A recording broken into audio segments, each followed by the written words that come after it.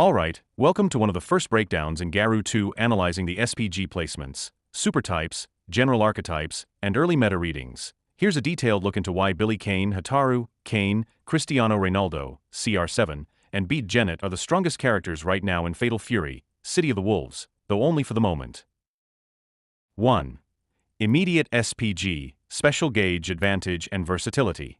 Looking at the SPG placement tiers, Billy, Hataru, Kane, CR7, and B.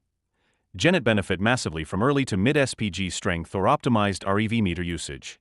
B. Janet and Hataru especially thrive in early SPG zones where they do not rely heavily on full meter to dominate neutral, giving them immediate pressure tools and high mobility advantage. Billy Kane and Kane, however, are monsters in mid and late SPG spots where they can leverage 1 to 2 bars devastatingly. Their combos and utility explode once they get even a modest resource lead. CR7, Cristiano Ronaldo, shows strength in needing almost no gauge to start imposing himself, an extremely valuable trait in tournaments where consistency matters.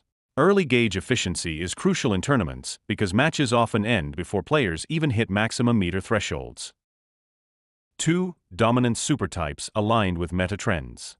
In the supertype chart, Billy Kane and Kane dominate through projectile supers, while Hataru and Beat Janet cover anti-air and advanced types. This is vital because the current competitive meta is heavily driven by mobility, zoning, and mid-range control. Projectile supers, in particular, are top tier right now because they allow players to safely pressure, chip out, or force mistakes without overcommitting. Anti-air supers, like Hataru's, punish air mobility, a huge trend with faster characters right now and forces opponents to attempt to just defend.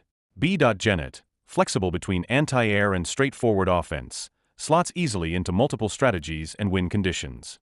Essentially, their supertypes naturally check the biggest universal behaviors players are defaulting to early in the game's competitive lifespan.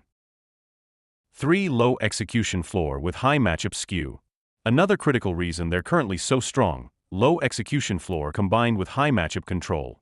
Billy's long-range control via his staff means that against rushdown characters, players can dominate the neutral without needing insane input precision. Hataru and Beat Janet have simple, fast special moves that easily flow into high-damage routes or pressure resets, easy for players to reliably replicate even under tournament pressure. Kane, although slower, hits like a truck off basic conversions and forces enemy respect with minimal risk.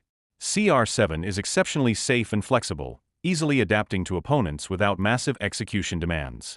In the early stages of a competitive scene, characters that don't need perfect precision but still cover many matchup bases always appear top tier because players are still optimizing. Thus, these 5 are shining for being both efficient and flexible. 4.